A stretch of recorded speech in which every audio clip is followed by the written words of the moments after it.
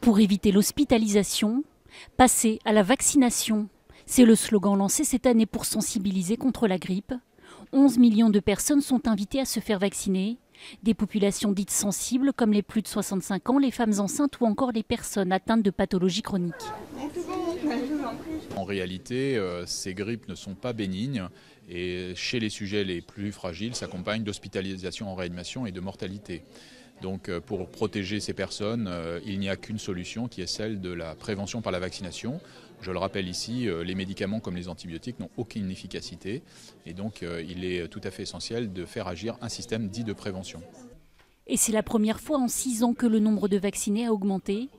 48,3% des populations ciblées, soit une hausse de 2,2 points par rapport à l'année dernière. Un chiffre encourageant, essentiellement dû à de meilleures campagnes de communication, mais également suite à la virulence de la grippe ces dernières années.